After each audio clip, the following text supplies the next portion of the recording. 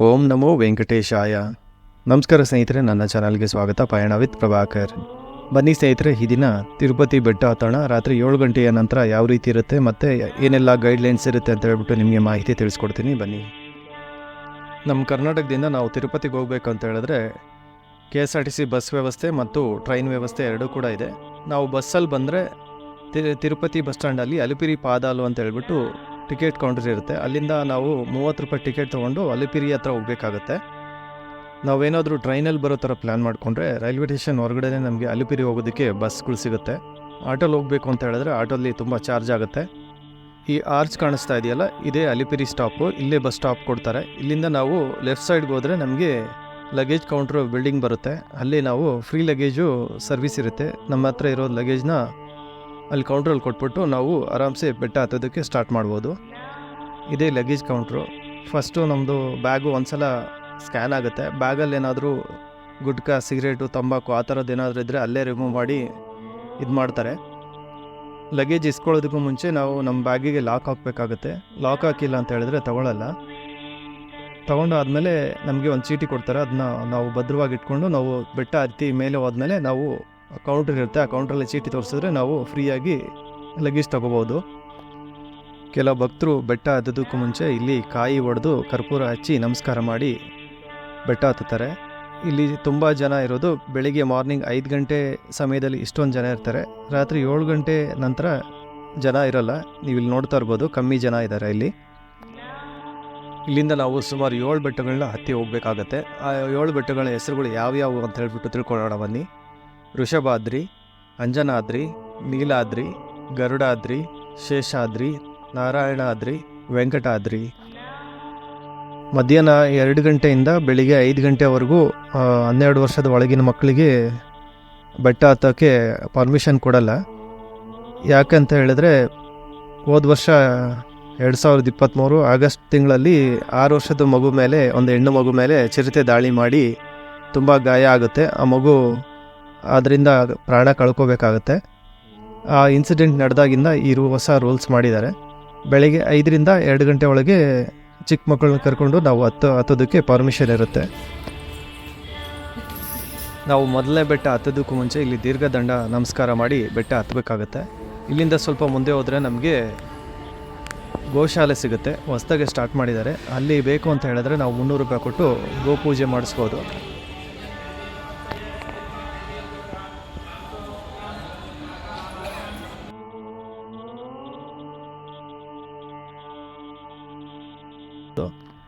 ಗೋಶಾಲೆಯಿಂದ ಸ್ವಲ್ಪ ಮುಂದೆ ಹೋದರೆ ನಮಗೆ ಈ ಥರ ಲಾಠಿ ಅಂದರೆ ಕೋಲ್ ಕೊಡ್ತಾರೆ. ಗುಂಪಲ್ಲಿ 2-3 ಜನ ತೊಗೋಬೋದು. ಕೈಯಲ್ಲಿದ್ದರೆ ತುಂಬ ಒಳ್ಳೆಯದು. ನೈಟ್ ಹೊತ್ತು ತೊಗೊಳ್ಳೇಬೇಕು. ಯಾಕಂತ ಹೇಳಿದ್ರೆ ಈ ಇನ್ಸಿಡೆಂಟ್ ನಡೆದಾಗಿಂದ ಈ ಥರ ರೂಲ್ಸ್ ಇದೆ.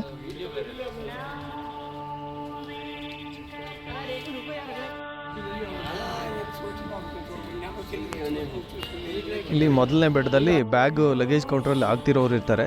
ಹಾಗೆ ತಗೊಂಡು ಬೆಟ್ಟ ಹತ್ತುತ್ತಾರೆ. ಇಲ್ಲಿ ಕೂಡ ಬ್ಯಾಗು ಸ್ಕ್ಯಾನ್ ಆಗುತ್ತೆ.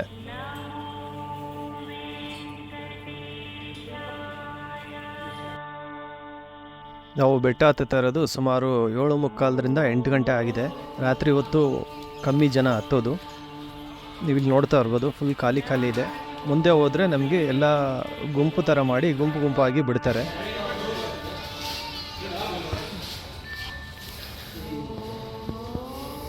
ನೀವು ಇಲ್ಲಿ ನೋಡ್ತಾ ಇರ್ಬೋದು, ರಾತ್ರಿ ಟೈಮಲ್ಲಿ ಈ ಥರ ಪ್ರಾಣಿಗಳು ಕಾಣಿಸ್ಕೊಳ್ತಾ ಇರುತ್ತೆ.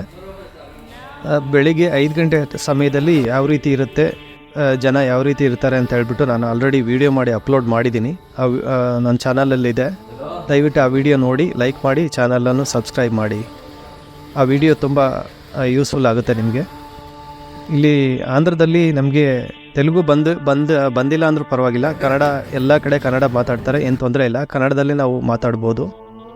ಕನ್ನಡದಲ್ಲೇ ಮಾತಾಡಿದ್ರೆ ಎಲ್ಲರೂ ಅರ್ಥ ಮಾಡ್ಕೊಳ್ತಾರೆ. ಇದು ಗಾಲಿ ಗೋಪುರ ಅಂತ ಹೇಳ್ತಾರೆ.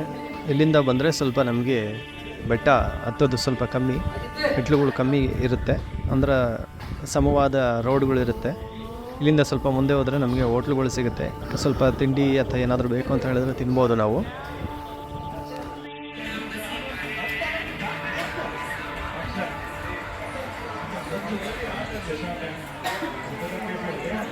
ಇಲ್ಲಿಂದ ನಾವು ಸ್ವಲ್ಪ ಮುಂದೆ ಹೋದರೆ ನಮಗೆ ಮುಂದೆ ಹೋಗೋದಕ್ಕೆ ಬಿಡಲ್ಲ, ಗುಂಪಾಗಿ ಹೋಗೋದಕ್ಕೆ ಇಲ್ಲಿ ಎಲ್ಲರನ್ನೂ ಸ್ಟಾಪ್ ಮಾಡಿರ್ತಾರೆ. ಇಲ್ಲಿ ಫಾರೆಸ್ಟ್ ಆಫೀಸರ್ಸ್ ಇರ್ತಾರೆ.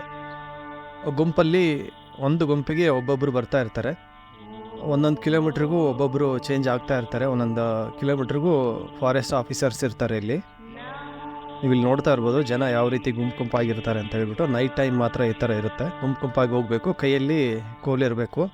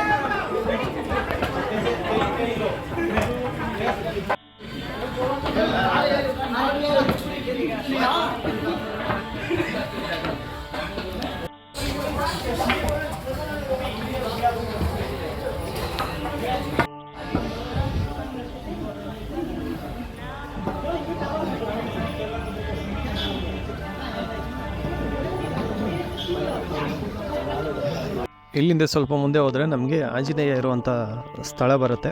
ಅಲ್ಲೂ ಕೂಡ ನಮಗೆ ಸ್ಟಾಪ್ ಮಾಡ್ತಾರೆ. ಅಲ್ಲಿಂದ ಮತ್ತೆ ಬೇರೆ ಫಾರೆಸ್ಟ್ ಆಫೀಸರು ನಮ್ಮ ಜೊತೆ ಬರ್ತಾರೆ. ಇಲ್ಲಿ ಕಾಫಿ, ಟೀ, ಹಾಲು ಎಲ್ಲ ಸಿಗುತ್ತೆ. ತೊಗೊಂಡು ರೆಸ್ಟ್ ಮಾಡಿ ಮತ್ತೆ ಮುಂದೆ ಸಾಗಬೇಕಾಗತ್ತೆ.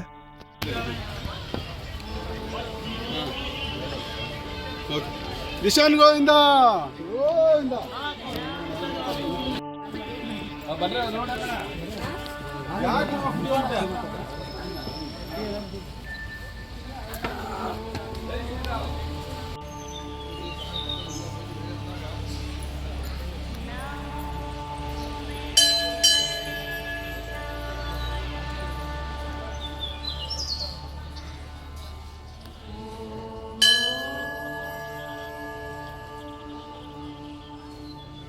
వెనకాల మా వాళ్ళు వస్తారు.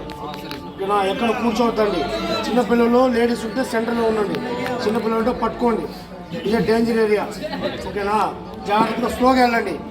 ఏమి స్లోగా వెళ్ళాలా, అందరూ కలిసి స్లోగా వెళ్ళాలి. ఓకేనా, గోవిందా.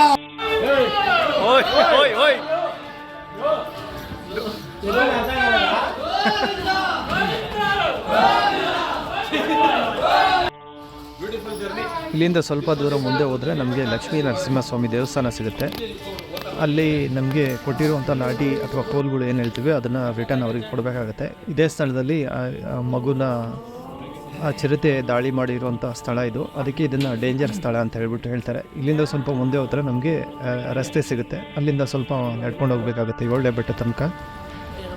ರಸ್ತೆ ದಾಟುವಾಗ ನಾವು ನೋಡಿಕೊಂಡು ರಸ್ತೆ ಕ್ರಾಸ್ ಮಾಡಬೇಕಾಗುತ್ತೆ. ವೆಹಿಕಲ್ ಬರುವಂಥ ಸ್ಥಳ. ಮತ್ತು ಹೋಗುವಾಗಲೂ ಕೂಡ ನಾವು ರೈಟ್ ಸೈಡ್ಗೆ ಹೋಗಬೇಕಾಗುತ್ತೆ. ರೋಡಲ್ಲಿ ನೈಟ್ ಟೈಮು ಗಾಡಿಗಳು ತುಂಬ ಬರ್ತಾ ಇರುತ್ತೆ.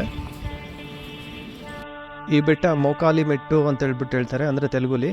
ಕನ್ನಡದಲ್ಲಿ ಮೊಣಕಾಲಿಂದ ಹತ್ತುವಂಥ ಬೆಟ್ಟ ಇದು. ರಾತ್ರಿ ಟೈಮಲ್ಲಿ ಏನೂ ಕಾಣಿಸ್ತಾ ಇಲ್ಲ. ಇವು ಡೇ ಟೈಮಲ್ಲಿ ಶೂಟ್ ಮಾಡಿರುವಂಥ ವೀಡಿಯೋ ತೋರಿಸ್ತಾ ಇದ್ದೀನಿ ನಿಮಗೆ. ನೀವು ಇಲ್ಲಿ ನೋಡ್ತಾ ಇರ್ಬೋದು ಕೆಲವೊಂದು ಭಕ್ತರು ಮೊಣಕಾಲಿಂದ ಹತ್ತುತ್ತಾ ಇದ್ದಾರೆ. ಇಲ್ಲಿಂದ ಸ್ವಲ್ಪ ಮುಂದೆ ಹೋದರೆ ನಮಗೆ free luggage counter, receiving counter ಬರುತ್ತೆ. ನಾವು ಕೊಟ್ಟಿರುವಂಥ ಲಗೇಜ್ಗಳನ್ನ ಇಲ್ಲಿ ನಾವು ಕಲೆಕ್ಟ್ ಮಾಡ್ಕೋಬೇಕಾಗತ್ತೆ. ನಾವು ಲಗೇಜ್ ಕಲೆಕ್ಟ್ ಮಾಡಿಕೊಂಡು ಹಾಗೆ ಮುಂದೆ ಹೋದರೆ ರೈಟ್ ಸೈಡಲ್ಲಿ ಮಾಧವ ನಿಲಯ ಅಂತ ಹೇಳ್ಬಿಟ್ಟು ಇದೆ.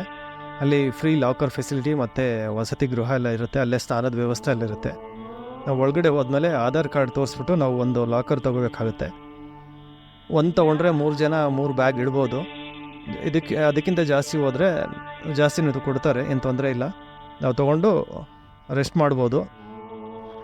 ನಮಗೆ ರೂಮ್ ಬೇಕು ಅಂತ ಹೇಳಿದ್ರೆ ನಮಗೆ ಮಾಧವ ನಿಲಯದಿಂದ ಸ್ವಲ್ಪ ಮುಂದೆ ಹೋದರೆ ARP ಕೌಂಟ್ರ್ ಅಂತ ಹೇಳ್ಬಿಟ್ಟು ಆನ್ಲೈನ್ ರಿಸರ್ವೇಷನ್ ಕೌಂಟ್ರು, ಅದರ ಆಪೋಸಿಟ್ ಬಿಲ್ಡಿಂಗಲ್ಲೇ ನಾವು ರೂಮ್ಗೆ ಕ್ಯೂ ನಿಂತ್ಕೋಬೇಕಾಗತ್ತೆ.